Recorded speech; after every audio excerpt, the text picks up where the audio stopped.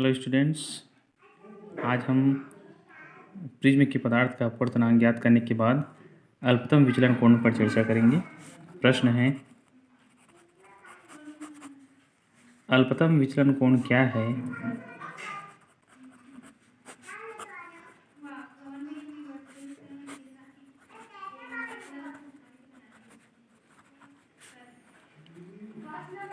इसके लिए सूत्र की स्थापना कीजिए।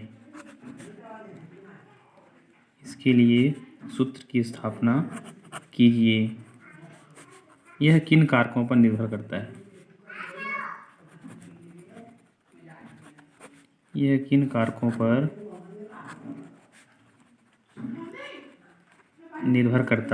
है?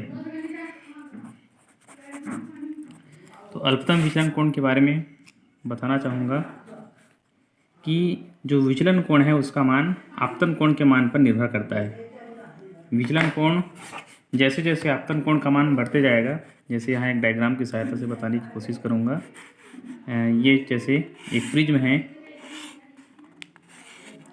और ये आपतित किरण है, ये विचलित किरण है और ये निर्गत किरण है, P Q R S। ठीक है, तो आपतित किरण को आगे की ओर बढ़ा देते हैं और निर्गत किरण को पीछे की ओर ले आते हैं, तो यहाँ जो कोण बनता है ये विचलन कोण है। इस विचलन कोण का मान आपतन कोण, ठीक है, इस पर निर्भर करता है। अर्थात आपतन कोण का मान जितना बढ़ते जाएगा उतना ही विचलन कोण का मान धीरे धीरे कम होने लगता है। सपोज आपतन कोण I is equal to 45, then विचलन कोण डेल्टा इज इक्वल टू मान लो 37 डिग्री आता है। ठीक है, फिर आपतन कोण के मान को बढ़ाते जाएंगे।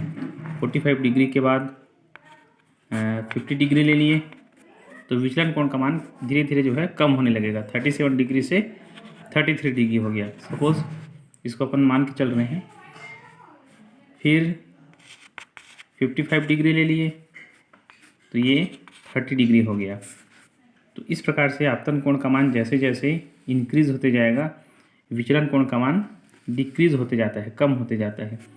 लेकिन ये जो स्थिति है वो एक निश्चित समय तक रहती है। निश्चित समय के पश्चात यदि आपतन कोण के मान को और बढ़ाते हैं, 60 डिग्री ले लिए, तो इस कंडीशन में विचलन कोण का मान अब 30 से और लेस होना चाहिए, 28 होना चाहिए, 25 होना चाहिए, लेकिन ये कम होने के बजाय बढ़ने लगता है। अर्थात 30 से 35 हो गया, इंक्रीज हो गया। ठीक है, तो ये वाला जो कोण है जिस पर विचलन कोण न्यूनतम होता है इसे ही अल्पतम विचलन कोण कहते हैं। अर्थात आपतन कोण का वह मान जिसके लिए विचलन कोण का मान सबसे कम होता है और जिसके पश्चात आपतन कोण के मान को बढ़ाते जाने पर विचलन कोण का मान घटने के बजाय बढ़ने लगता है, तो आपतन कोण के इस विशेष मान को अल्पतम विचलन कोण कहते हैं। तो परिभाषा लिखोगे, आपतन कोण का वह विशेष मान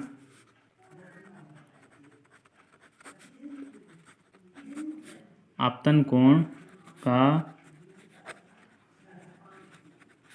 वह विशेष मान जिसके लिए विचलन कोण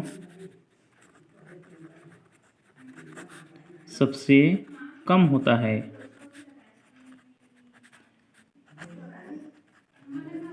जिसके पश्चात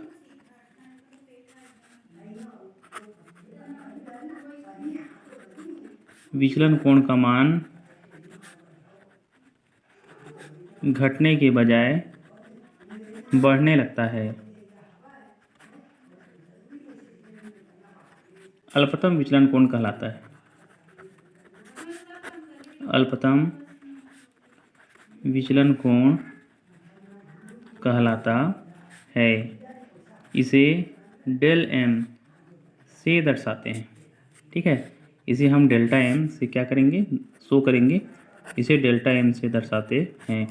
तो विचलन कोण के लिए जो सूत्र है, विचलन कोण और आपतन कोण के बीच संबंध दर्शाने के लिए एक ग्राफ का यूज़ करते हैं। ठीक है, जिसको अपन आई डेल्टा ग्राफ कहेंगे। यहाँ अपन एक एक्सिस ले लेते हैं, ओ वाई और ये ओ एक्स। ये जो एक्स एक्सिस है ये आपतन कोण के मान को बताएगा।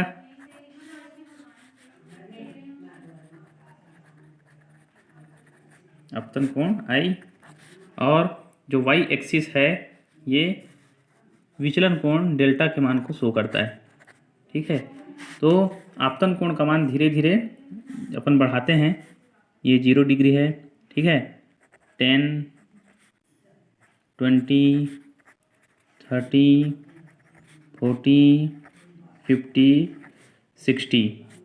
उसी प्रकार विचलन कोण का मान ले लेते हैं 10, 20, 30, 40, 50।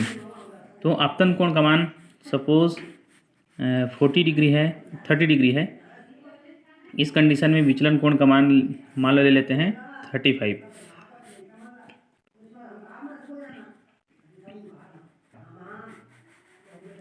आपतन कोण का मान 35 ले लिए तो विचलन कोण का मान अब कम होगा, 30 हो जाएगा। तो इस प्रकार से ये 30 और 35 को लेकर के यहाँ इसको मिला देते हैं। फिर आपतन कोण का मान 40 डिग्री ले लिए तो इस कंडीशन में विचलन कोण का मान 25 हो गया। ये ठीक है। अब आपतन कोण का मान 45 ले लेते हैं तो विचलन कोण का मान कम होने के बजाय बढ़ने लगा और फिर से वो 30 में पहुंच गया। ये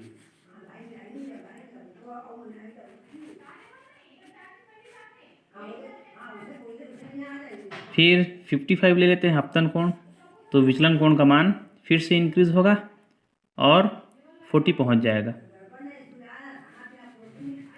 ये इस प्रकार से यहाँ आई और डेल्टा के बीच इनको मिलाने पर ऐसे यू शेप में हमें ग्राफ प्राप्त होता है, जिसको अपन आई डेल्टा ग्राफ कहेंगे। तो ये वाला जो कोण है यही अल्पतम विचलन कोण को शो करता है, जहाँ विचलन कोण का मान सबसे कम होने लगता है और इसके बाद विचलन कोण का मान ये बढ़ने लग गया। ठीक है, ये पहला है del 1, ये del 2, ये del 3, del 4, del 5। ये जो del 3 है, डेल्टा 3, यही अल्पतम विचलन कोण डेल्टा एम कहलाएगा। तो इस डेल्टा एम के लिए सूत्र की स्थापना करते हैं। तो इसकी सूत्र की स्थापना करने के लिए प्रिज्म के अपवर्तनांक का जो फार्मूला है, ठीक है, सूत्र की व्युत्पत्ति हमें मालूम है कि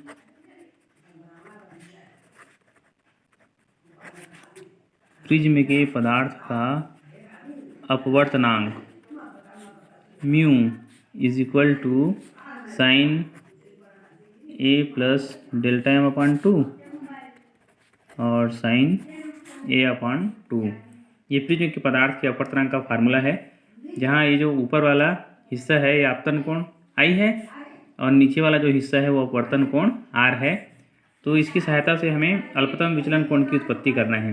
तो अल्पतम विचलन की स्थिति के लिए अपन क्या करते हैं कि मान लो प्रिज्म बहुत ही पतला है, तो पतले प्रिज्म के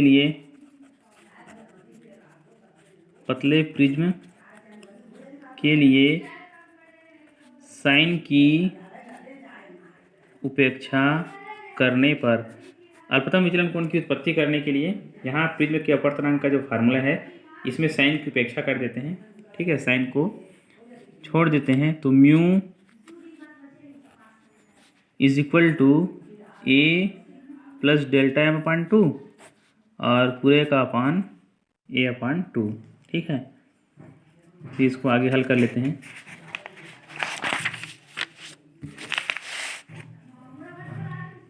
mu is equal to A plus del M upon 2 और नीचे वाला जो ये है वो उलट जाएगा,